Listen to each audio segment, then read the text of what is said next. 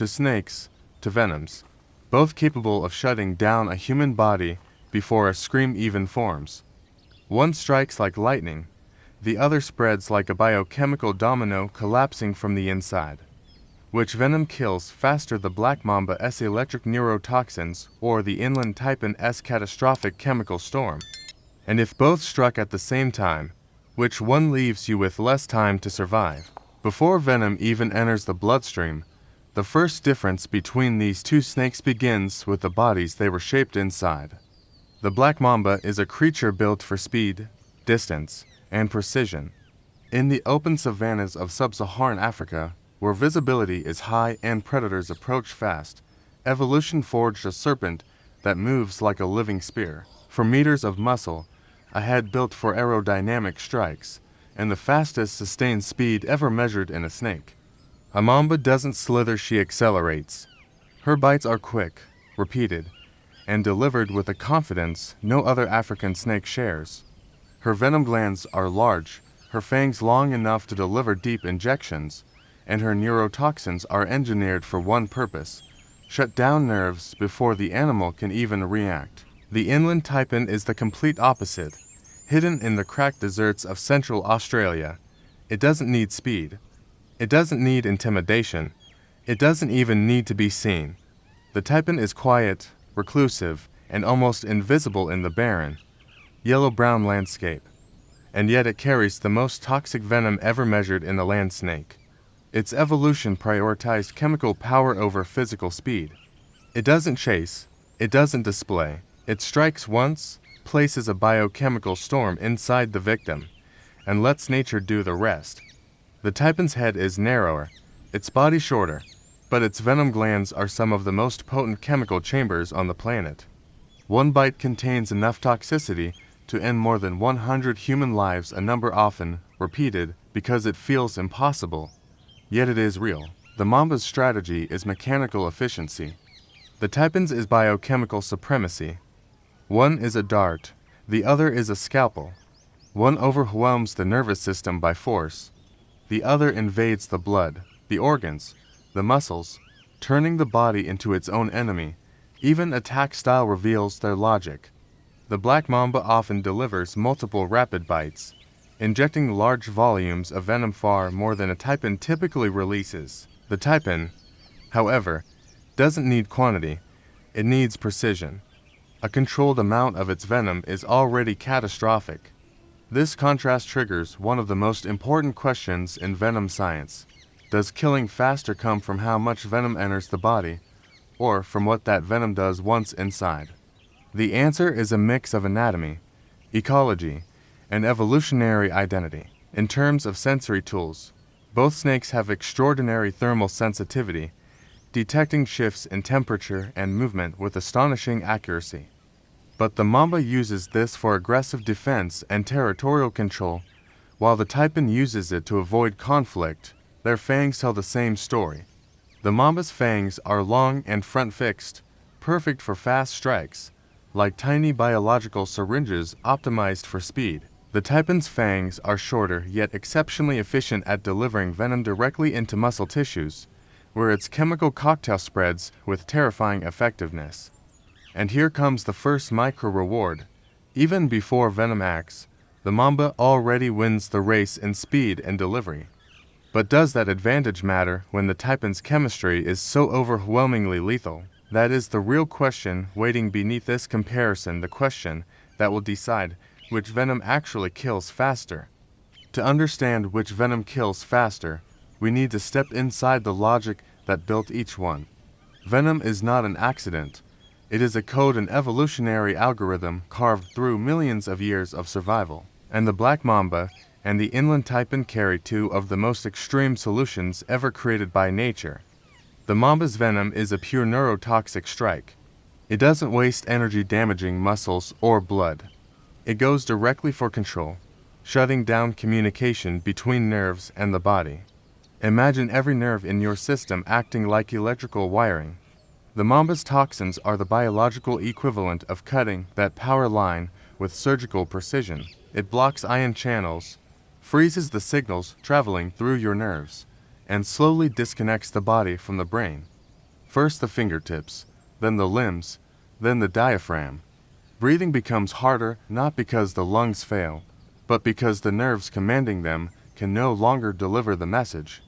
The body is not dying from destruction, it is dying from silence. The Inland Taipan, however, plays an entirely different game. Its venom is not designed to shut down one system, it is designed to collapse all of them at once. It begins with neurotoxins similar in purpose to the mambas, but it does not stop there. It releases procoagulants that force blood to clot uncontrollably, turning liquid life into thick, dangerous masses. Internal bleeding follows as blood vessels rupture under pressure. Biotoxins attack muscle fibers, breaking them down and releasing their contents into the bloodstream, which overwhelms the kidneys. Cardiotoxins strain the heart. Every organ becomes a battlefield of biochemical chaos. If the mamba is a clean electrical shutdown, the taipan is a city-wide cascade of system failures. But speed is not only about violence, it is about how quickly the venom interacts with the body's defenses. Neurotoxins act fast because nerves do not have redundant systems. Block a nerve signal, and the effect is immediate. That is why mamba victims often feel symptoms within minutes: tingling lips, drooping eyelids, weakness spreading through the limbs. The venom is fast not because it is uniquely powerful, but because the nervous system is uniquely vulnerable. The taipan's venom, despite being devastating, needs to travel through the bloodstream to reach full effect. It has to spread, circulate, and interact with blood chemistry. That takes longer, but once it begins, the collapse is unstoppable. It is like pouring sand into every moving part of a machine and then cutting the power. The evolutionary question is simple. Why did nature create one venom for speed and another for total destruction? The answer lies in their prey. The mamba often hunts fast-moving animals, birds, rodents, small mammals able to escape quickly. It needs instant paralysis. A slow venom would mean no food. The taipan hunts in a different world. Its prey is often burrow-dwelling mammals, rats, and small marsupials that freeze or run in short bursts. They do not escape far. A venom that kills quickly is useful, but a venom that kills absolutely is even better. The taipan evolved chemistry that guarantees efficiency over immediacy because nothing in its environment demanded speed. And here comes the crucial comparison. The mamba's venom is like powering off a computer, immediate and decisive.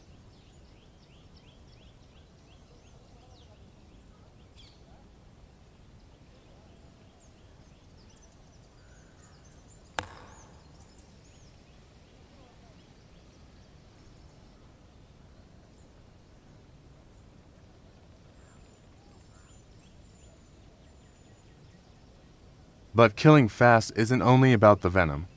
It's about how the victim's body tries desperately to survive. The nervous system fights the mamba's toxins for as long as it can, rerouting signals, firing backup pathways, buying seconds. The bloodstream fights the taipan with clotting factors, enzymes, and inflammatory responses, trying to contain the chemical invasion. But the difference in survival time is locked into the nature of the systems being attacked. And this is the loop that brings us to the next block. Speed in biology is not measured by toxicity. It is measured by the pathways venom must overcome. To compare these two venoms honestly, we need to simulate what happens inside a living organism the moment each snake strikes. Not a dramatic scene, not a fight, a biological race unfolding beneath the skin. Imagine a medium-sized mammal, same size, same weight, same cardiovascular capacity, receiving a bite from each snake at the exact same moment. Not because this scenario would ever happen in nature, but because it reveals what the body prioritizes when two deadly codes enter at once. The Black Mamba strikes first. It always does. Its attack is a burst of precision, opening the skin and delivering a significant volume of neurotoxin in fractions of a second. The venom begins its journey locally, spreading through tissue and entering lymphatic channels that lead directly toward the nerves. Symptoms start almost immediately because the nervous system reacts in real time. Signals slow. Muscles weaken. Breathing begins to strain. The diaphragm, the muscle that keeps mammals alive, starts to lose its electrical connection. Paralysis is in a dramatic collapse. It is a quiet suffocation from the inside. Meanwhile, the taipan's venom enters the same hypothetical mammal. It sinks deeper into muscle tissue. But its strategy is different. Its neurotoxins begin their work, but the real danger is happening in the bloodstream. Procoagulant enzymes force blood to thicken, clot, and misbehave. Tiny clots form everywhere: lungs, kidneys, brain, vessels weaken, hemorrhaging begins. The body attempts emergency countermeasures, releasing its own anticoagulants, triggering inflammation, and trying desperately to balance a system already spinning out of control. Here is the key contrast. The Mamba's venom interacts with a system where speed is everything. Nerves conduct signals in milliseconds. Blocking them causes immediate results. The taipan's venom interacts with a system built on circulation, which means movement, diffusion, pressure, and time. Even though the taipan carries the most toxic venom ever measured in a land snake, toxicity does not guarantee the fastest kill. What matters is how quickly the venom reaches the organs that keep a mammal alive: lungs, brain, and heart.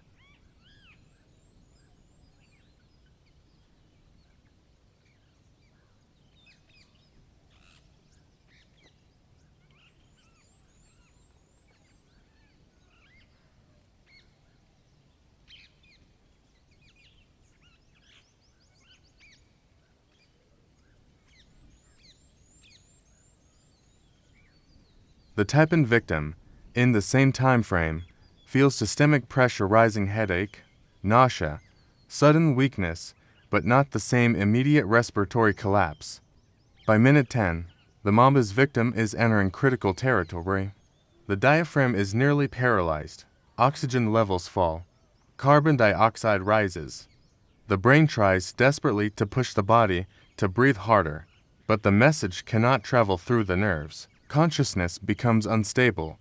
The taipan's victim, however, is undergoing internal destruction, blood thickening, organs struggling, kidneys becoming overwhelmed as broken muscle fibers enter circulation.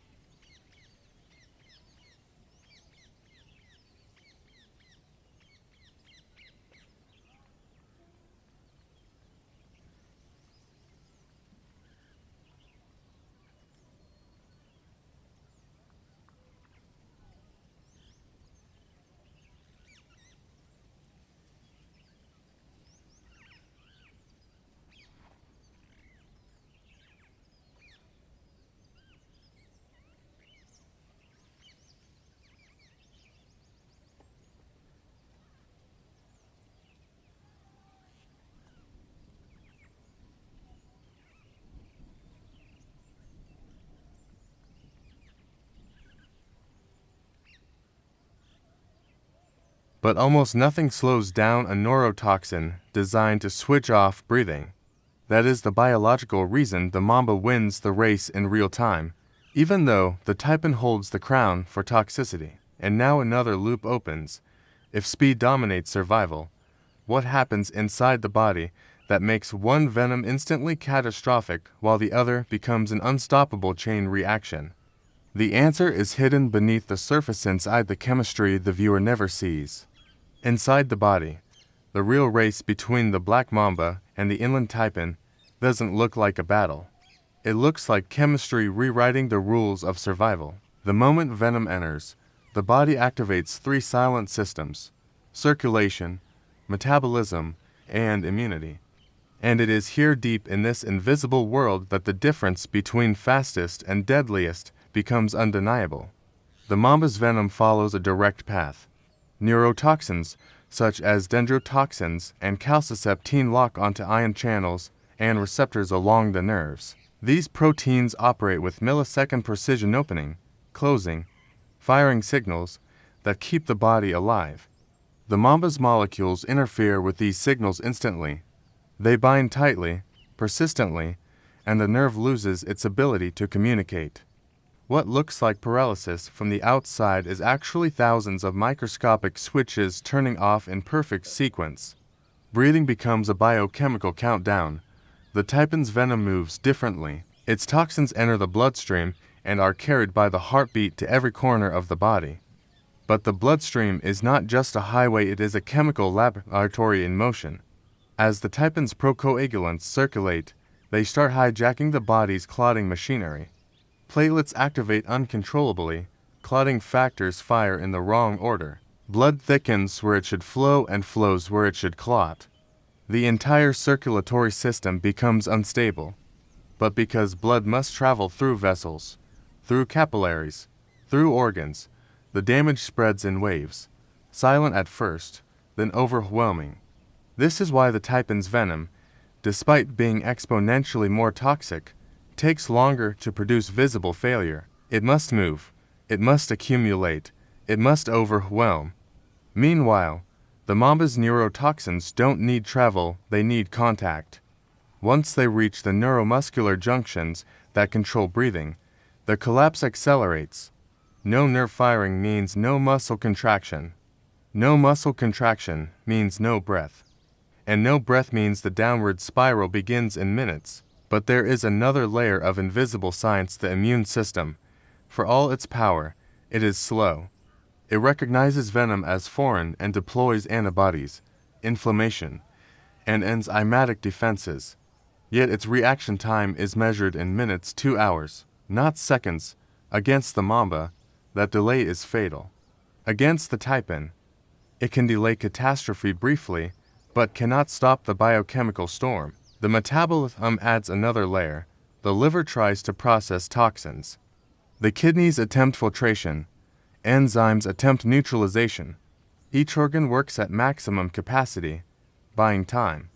But while the taipan's venom overwhelms these systems gradually, the mamba bypasses them almost entirely by shutting down the respiratory command center before metabolism even joins the fight. And then comes the most important invisible truth: the mamba wins in the brain. The taipan wins in the blood. One reaches the control center of life. The other turns the entire body into a failure machine. Both strategies are perfect, but they produce different timelines. The body's attempt to survive reveals the real distinction. Oxygen deprivation caused by mamba venom forces every organ into emergency mode. The heart beats harder, the lungs strain, the brain panics. But without nerve signals, none of that matters. The biological bridge is gone. With the taipan, the body fights longer. It sends fluid to organs. It tries to dissolve clots. It increases heart rate. It attempts to filter toxins.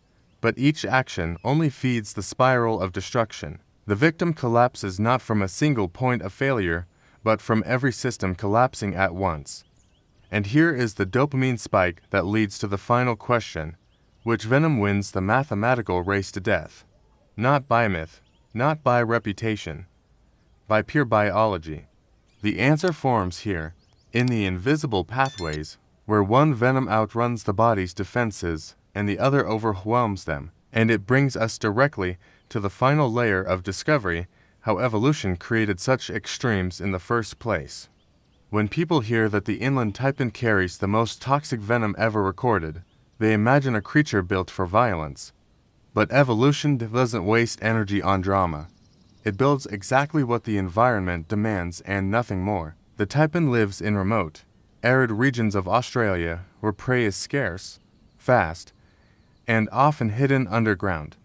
In a world with limited opportunities, failure is expensive. Every strike must count. So evolution did something extreme. It concentrated lethality. A single bite contains enough venom to kill more than 100 humans, not because nature wanted a super weapon, but because small mammals needed to die quickly before disappearing into burrows. Yet despite its terrifying chemistry, the taipan is shy, secretive, and rarely seen. It evolved ultimate toxicity, not aggression. The Black Mamba, on the other hand, evolved in the open world of African savannas, landscapes full of predators, competitors, and fast-moving prey. Here, visibility is high, threats approach from long distances, and the ability to react fast determines survival.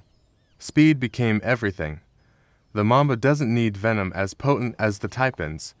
It needs venom that acts instantly. It needs a nervous system shut down, not a biochemical apocalypse. Its body length, musculature, and metabolism all reflect this logic.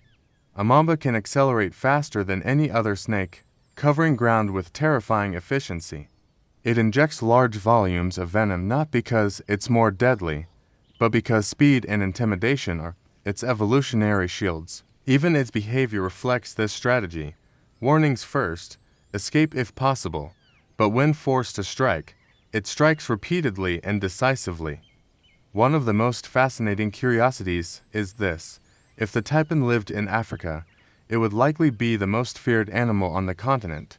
Not because it is aggressive, but because its biochemical potential in a dense ecosystem would create disaster with every encounter. Conversely, if the mamba lived in the taipan's desert, its speed-based defensive strategy would become irrelevant, and its venom would be unnecessary overkill for the slow, burrowing prey of Australia's interior. Evolution fine-tunes performance to territory. Toxicity for isolation, speed for openness, chemical annihilation for scarcity, electrical shutdown for danger. Another surprising fact, the taipan S venom became more complex because its prey developed resistance over time. Rats in Australia evolved partial immunity to certain venom components, forcing the snake to evolve stronger, more diverse toxins. Meanwhile, mamba prey never had the evolutionary pressure or lifespan to resist neurotoxins, so the mamba didn't need to escalate toxicity, only delivery and speed. And here is the dopamine punch. The world confuses lethality with speed. People assume the snake with the most toxic venom must also kill the fastest. But biology doesn't follow human logic. Toxicity is power. Speed is strategy. The taipan is biochemical perfection. The mamba is real-time danger. Understanding this difference prepares the viewer for the final revelation, which venom actually wins the race when life hangs on seconds, not strength.